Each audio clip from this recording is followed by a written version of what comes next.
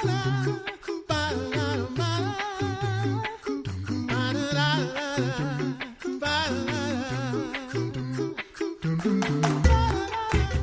listening to The Coffee Hour. I'm Andy Bates. I'm Sarah Gulseth. We get to talk with an artist, an author. Our friend. Our friend, that's right. and dig into a great new book from Concordia Publishing House today.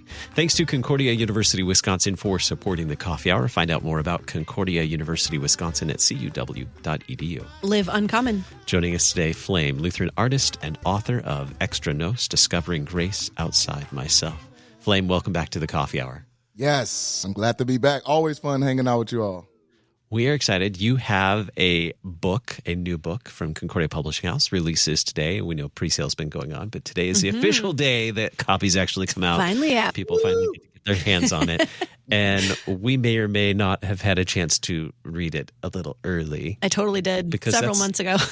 Privilege of being in media. Sometimes you get the early copies. And Sarah got to read it really early because you got to write. To review it. To review, yeah. Yeah. Bless you, Sarah. Thank you. We're excited to dig into your book today, which starts off with your story. Where does your story begin? It starts right here in St. Louis, right? It does. It starts right here or there in St. Louis. It's so interesting, too, because, my grandmother is the one I credit for really instilling in me, Christianity and particularly theology. So I remember her just walking with me through the doctrine of the Trinity, the nature of Christ, and those things were particularly important, I believe, to her. But even in context, so the community I grew up in, there was a large presence of the Nation of Islam. And they were very intentional about knowing what they believed and why they believed it.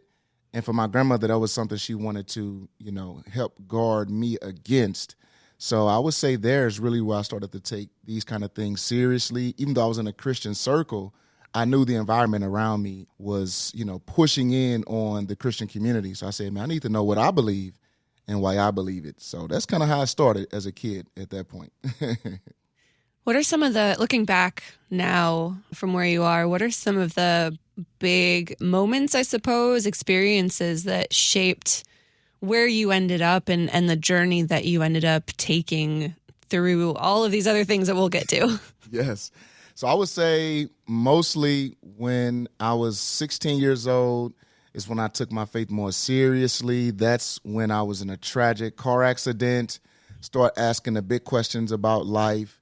Not too long after that, my grandmother, who was my best friend at the time, I was really obsessed with her. I used to just catch the school bus after school just to go hang out with her. I would help her cook, wash dishes, clean the house, anything, cut the grass just to be around her. So when she passed, that was really soul crushing. So those two events really got me asking bigger questions and thinking more deeply about life and my particular relationship with the Lord. And then, jumping into my music bag, I really love rap music and hip hop culture. So I tried my hand at it as a kid. And then, around 16 again, I said, man, maybe I should change the content of my lyrics to be more consistent with not only the stuff my grandmother would be proud of, but with the scriptures. And those three major events really kind of shaped who I am as Flame, the artist, and the person, Marcus Gray. Tell us more about Grandma's faith that was so important to you as well, and how where that story goes from Grandma's faith. And you talked about as around 16, it became important to you to be serious about your faith as well. But what was unique about Grandma's faith? Man, I think so. One, she would always tell us stories. So I'm the only child, but I do have close cousins.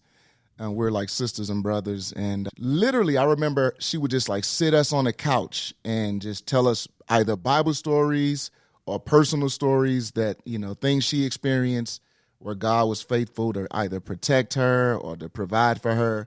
And it was so captivating. I just remember it was like story time. And so it was just a family mood that drew me into not only her personality, but to the scriptures and to the Lord himself.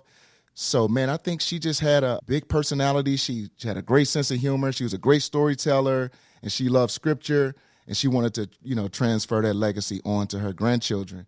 So that always stuck with me, and I think just through that experience, the Lord worked this deep thirst in my heart for his word and to share his word and to be creative while doing so. So I think that really describes who I am. And another story that's kind of funny, I don't know if I shared it on here, but I'll make it short.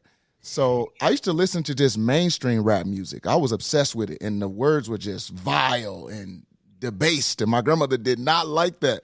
And so rather than crushing my, dreams or my hopes and aspirations to be a rap artist, she suggested, why don't you study your schoolwork, write songs about your schoolwork, and then when you take tests, you'll have all the answers in your lyrics. And I was like, oh my goodness, that's genius. So she really shaped the style that I have today, which I call edutainment. So I credit her for developing in me this idea of bringing, I guess, deep thought or just lofty ideas to the arts and kind of blending them together. So, yeah, that's a major part of my story. Man, I want to know your grandma now. She sounds so cool. She would love you all, too. Seriously. Like no wonder he wanted to hang out with her. She sounds amazing. And like a woman of deep wisdom and knowledge, too. I love it. When did rap become more part of what you were doing, something that you really wanted to focus on? Because obviously it was something that you were interested in for a while, but when did it become something that was a bit more serious, something that you actually wanted to pursue maybe? Yeah, I would say around 5th grade. I remember a friend of mine, he had an aunt who had moved from St. Louis to California. She was producing film, and then she would contact him and say, hey, I know you mess around with music. Maybe you can start to create music for the soundtrack of these independent films that I'm creating. So then my friend told me about that. So we started taking music a bit more seriously then and just trying to record songs and stuff like that. But it wasn't faith-based or anything. It was just rapping about kid stuff. And then later on in life is when I said, man, let me try my hand at incorporating my faith into my music. So that was, in my teen years, 16 in that space. But I remember at my youth night is when I first sort of went public. There was a group in my local church that was doing Christian rap. I thought I invented Christian rap. And then I saw them doing it, and I was like, wait, what is going on? They got my idea. They took my idea. They saw me rapping in my living room, and no. But I literally went to my youth pastor. I was like, hey, I do Christian rap also. And he was like, man, that's cool. Maybe we can have you do something at a youth night. And that's when I first went public and got the nervous jitters of being in front of people and all of that stuff. And that helped me, be better fit for being in front of people sharing my faith through music. Who were some of the artists who influenced you? Man, I would say there's a group by the name of Cross Movement. So they were older than I was, and, they took Christian rap to the next level. They created a business around it. And not only did they do, just sort of the ministry side, and I use the word ministry just to talk about, being evangelistic and sharing the good news through music. They made that into a business and then created an industry. So really anything that is Christian rap today owes a big hat tip to the group Cross Movement. So they were already doing missions trips and sharing that faith in different countries and writing blogs about it. And there was this new thing called the internet that just came out of nowhere, and they occupied a space on it called a website, and they would just share their experiences on the road. And I remember just always hovering over the computer and reading through their devotionals and learning more so how to articulate my faith in St. Louis. So Cross Movement, and then a bunch of local guys. A friend of mine named Thizzle, the Lord used me in his life to really help bring him to the faith, and then we started doing music together. There's a guy named KB. He's very talented, just a great guy. He's a friend now, but he's also one of the best Christian rap artists. So these dudes inspire me and help me stay creative and help me have fun while doing so. What was that relationship like with Cross Movement? Because you talk about them quite a bit in your book, how you were able to have this relationship with that movement. Yes, man, it was so crazy. Like meeting them was like meeting, in my experience, it was like meeting your favorite pop star, like, whoever that is for you. And when I met them, I was starstruck. I was honored to be in their presence. I found out they had a concert in Chicago. So a couple of friends of mine, we just jumped in my truck, made a random trip to Chicago. We got lost on the way trying to use this thing called MapQuest. And so, yeah, eventually we got to the concert, and it was just fun just being there, seeing that other people our age, teenagers that would listen to Christian rap, they all knew the lyrics. So that was super cool. And then afterwards, they were like, man, they're going to be signing, autographs, taking pictures. So we were like, we get to meet them. So we, just hung out with them. And they were like, where you guys from? We were like, St. Louis. They were like, where's that? I was like, wow, we're not even known on a map for anything. And so anyway, we exchanged numbers. I gave them one of my demos, and they called me back in about a week and a half. So I was floored. It's a funny story in the book about that. So I'll let the readers discover that. But, man, we just built a relationship over the years, over the phone, and eventually I got a chance to tour with them. Yeah. What was that like, going from creating rap in your living room to youth night to now touring with a group? Oh my goodness. It was intense. But it was so life-changing. One, I would journal every day. So after the night's experience, the day's experience, I would just come back and write down my thoughts and the different encounters I had that were special to me. And but I remember it was my first time, traveling throughout the country. Number one, I had never been outside of St. Louis. So that was just life-changing. And then number two, I had never seen a diverse body of believers because my church community was 100% Black Americans. I didn't even know God saved people outside of Black America. I just had no idea that Christianity was that big. So I was just floored when we went to churches that were predominantly Asian, predominantly white, Hispanic. It brought me to tears because it was a new idea. Like, wow, Christianity is huge. And that just drove in my heart the stake deeper for, what the Lord was doing all throughout the world. So it was a life-changing experience. We were talking with the artist Flame. He has a new book, Extra Nos, Discovering Grace Outside Myself, from Concordia Publishing House, that releases today. We'll talk more about that in just a moment. You're listening to The Coffee Hour. I'm Andy Bates. I'm Sarah Golseth.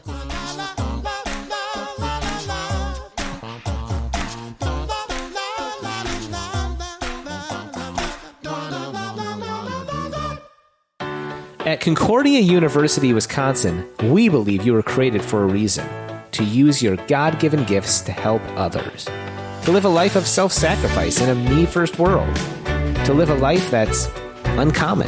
Whether you're taking one of 50-plus online programs or learning with us in person on the shores of Lake Michigan, you'll be equipped to make an uncommon impact. Learn more at cuw.edu. Concordia University, Wisconsin. Live uncommon.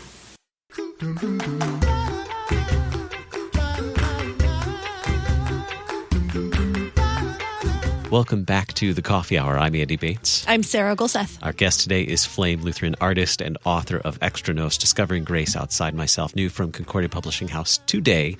And so we get to share a few insights from the book and some of the stories that you share in the book, which is super exciting for us to, having read the book now, sitting down to actually get to talk with you face to face and learn more about these stories. Now, when you started touring with Cross Movement, where were you? How would you describe your faith at that time and the faith tradition that you were a part of? How would you describe where you were at that time? Oh, yeah, great question. At that point, I was a part of a denomination called Full Gospel Baptist, which is a combination of Baptist and Pentecostal. So at that point, it was maybe a bit charismatic, sprinkled with a little bit of prosperity thought. But it was some great foundational things that I gained there, and experiences and friendships that were forged that are still true to this day. And so I hold dearly to those things. But when I went on a tour, most of the artists were Reformed or Calvinistic. And I remember them asking me, what was I? Was I a Calvinist? Was I an Arminian? And I'm like, I've never heard of either one of those gangs. I follow Jesus. And they were like, no, they're not gangs. They're schools of thought within the Christian camp. And I was like, oh, okay. And so they really, about over 2 months' time, started to teach me about the Reformation and mostly about Calvinism.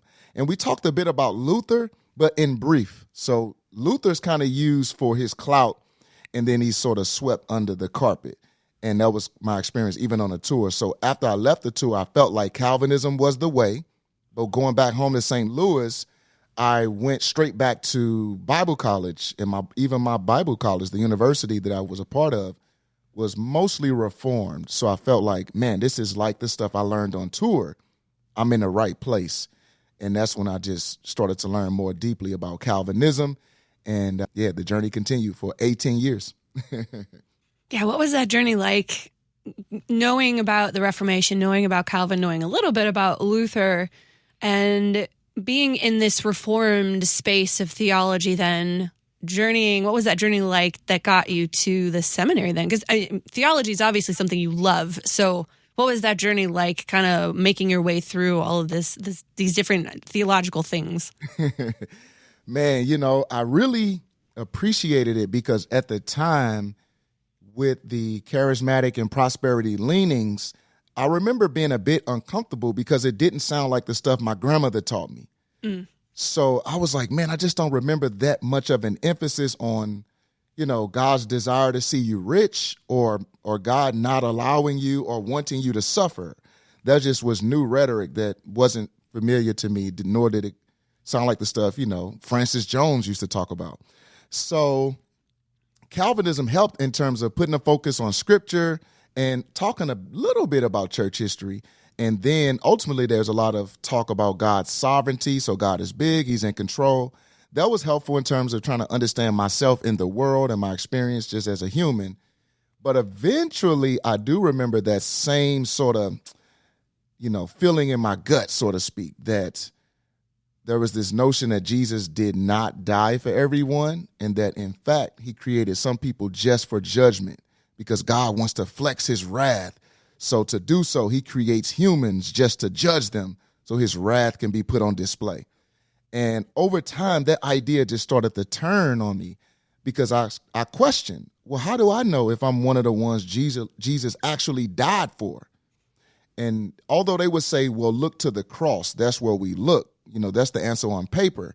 But experientially, the way it plays out is you end up looking to your good works or your spiritual growth to prove that you're really one of the ones Jesus died for. And maybe on a good day, you can look at yourself and say, I think I'm doing pretty decent. I'll give myself about a C+, maybe a B-. But if you're not doing so good, you're probably afraid or even terrified that you might not be one of the ones Jesus died for. So that got me asking more questions again. And here comes Lutheran thought right in the midst of that low point. All right. So how did Lutheran thought enter the picture? How did Lutheran theology enter the picture of your life? Man, I love telling the story because it felt so random. A friend of mine, a dear friend of mine, out of the blue, just contacted me in that space and said, hey, Flame, I know you're considering going back to seminary, but my professor here, I think it's called Golden Gate Seminary, something like that, in California, he was like, my Reformed Baptist Seminary professor told me that if I'm going back to seminary in St. Louis, I should check out Concordia. And then, so he's telling me that. He's like, I think you should check the school out too. So I was like, cool, I'll do it. Scheduled a meeting to visit the campus, went to tour the campus.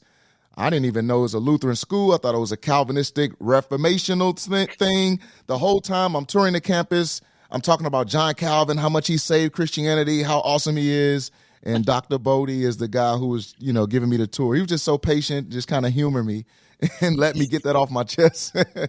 And then eventually he's like, this is a Lutheran university. And, so we had fun talks about that.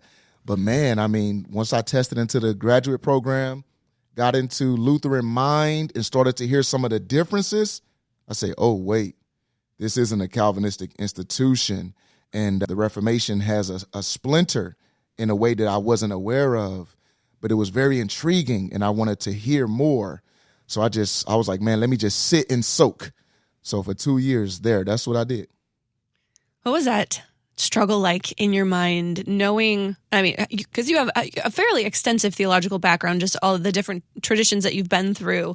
What was that like, sitting and soaking in the Lutheran theology and kind of trying to like pair it up with the stuff that you already knew and figuring out what was true and what wasn't, and talking with a pastor that you have. What was that struggle like for you? It was stressful in many ways because some of the terminology was similar and then other things were very different, even though they would use the same terms. So I remember, just for an example, in Lutheran mind, briefly we talked about the Heidelberg Disputation, where Luther used the terminology of a theologian of glory versus a theologian of the cross. The theologian of glory sort of tries to answer questions that God hasn't sought fit to provide in the Bible. The theologian of the cross is the good guy. He's the one that just leans in on what God has exposed. But in the Calvinistic circle, the word glory is always tied to something positive, something good, God's good things. So I'm like, yes, the theologian of glory is the hero of the story. And so I answered on the pop quiz with that answer. I got it wrong. And I'm like, maybe they're using the word glory differently. And so stuff like that I had to, learn terms and definitions. And, it was a bit of a crisis in terms of hearing some things about the sacraments. I remember hearing that baptism was a means of grace and not just a metaphor where we are baptized to demonstrate to others and to God how serious we are. But this idea that baptism is a means of grace whereby God delivers what Jesus won on the cross for us, that sounded spooky. And I remember praying, God, please don't let me be falling for occultish ideas. Guard my mind. I'm scared. But it was stuff like that was like, I don't know what to do with this. And so I just took crazy notes. I recorded all the lectures, went home, listened to all the lectures again immediately when I got home, read through all my notes every day I had class, like religiously. In your book, you share some of the stories, the ups and downs, the challenges, some of the deeply, the things that impacted you so deeply as well. And I appreciate that you were so honest and shared all those stories of how God worked in your life and your perception as well, and some of the even emotional things that were, deeply emotional for you. I appreciate that you share those in the book. Yeah. Now, the book is coming out today from Concordia Publishing House, and I understand that it's not just in print. Can you give us a hint as to what else might be coming down the line? Yes, we do have the audiobook. So I'm super excited about it because not only am I reading the book myself, but the book it's an experience. So you'll hear music, you'll hear the sound effects that coincide with the stories that are being told. Just for an example, when I'm talking about the car accident, you'll hear the collision and you'll feel those angst because we try to bring those moments to life. And so it's produced and very well, I would say. So shout out to my producer, Michelle and Tarsia. She did all the editing. She took, I think it was like 12 hours worth of audio and condensed it down to 5 hours. So I apologize to her for the torture. I could feel Andy just like melting. Oh, it was terrible. I just felt so bad. I'm texting her like, are you okay? She's like, yes, but no. But yes. But now I'm proud of it. I feel like the people that are on the go will enjoy the audio version. And then some people that might want to read the book and enjoy the audio version, they'll have both of those at their disposal. So, yeah, I think it's going to serve people really well. Yeah, I'm really excited to listen to the audiobook. I was trying to read the book. I listened to the preview copy I had, but it was not in your voice, and I was very sad about that. So I'm very happy to be able to listen to this book in your voice. I think it's going to be such a higher level experience to be able to do that. So that's super exciting. Nice. Who are you hoping reads this book? What are you hoping that people will gain from reading your story and your own journey and all of the theological things that you have to say? Yeah, my hope is that a few different people will pick up the book. One, those who left Christianity. It was something that was important to me to keep in mind while writing, because I have a lot of friends, unfortunately, that have left the faith within recent years. And I know even across the country and the world that has sort of been a thing that's happened within the last few years. But I wanted to write in such a way that will help people reimagine Christianity, to reimagine God himself, and maybe they will be drawn to his grace as they're hearing Christianity articulated through ancient Christianity as preserved through confessional Lutheran thought. And I know just, sort of the generic American way of talking about Christianity can be a bit stressful on the person because there's more of an emphasis on sort of proving your piety and your seriousness to God. So I think those readers are going to be excited about it.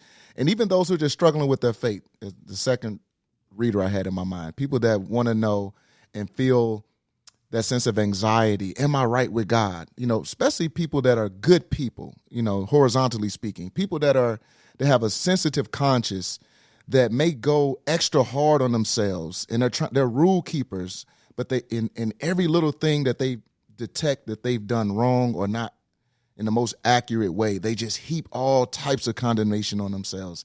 I think about those people too, and I want them to breathe and to know that God is for them. And so I think about those people. And then just in general, anybody that's interested in, understanding Christianity better, I'm dealing with the scriptures themselves. I'm dealing with church history. So if you just have a love for Bible and theology, I think you're going to love the book. So you may not find yourself in any particular crises, but you just want to read more about the Bible and church history and theology. You'll love the book too. The name Extra Nos, where does that come from? Indeed, it is a Latin phrase, and it means outside of us, or outside of ourselves. And I wanted to highlight the reality that what Jesus has accomplished for us comes from outside of us, from himself, where he delivers all the goods through word and sacrament. So I want people to not do so much deep diving and introspection to see how good they are or to see if their good outweighs their bad, but to look to Jesus. The Psalms say, look to the hills from whence our help comes from, and that help is Jesus himself. So I want people to do that, and that's what Extra Nos is. It's my understanding that you will be making an appearance at the LCMS convention coming up at the end of July, beginning of August. Yes, indeed. I'm super excited about that. It'll be my first time. I just want to be in the building, to be in the mix.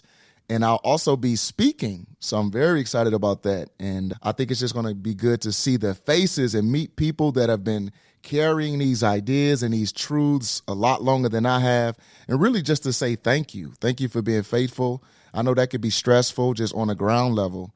So I just want to say thank you. I want to share my experience and how I see myself in this story that's already been being told throughout the confessional Lutheran tradition. So I'm excited to be a part of that. Looking forward to having you in Milwaukee. You can find Extra Nos at Concordia Publishing House, cph.org, and anywhere you get books as well. Thanks so much, Flame, for spending some time with us on the Coffee Hour today. Congratulations on the new book. Can't wait till the audiobook comes out. Looking forward to it. Yes. Thank you, thank you, thank you. You've been listening to the Coffee Hour. I'm Andy Bates. I'm Sarah Gulseth.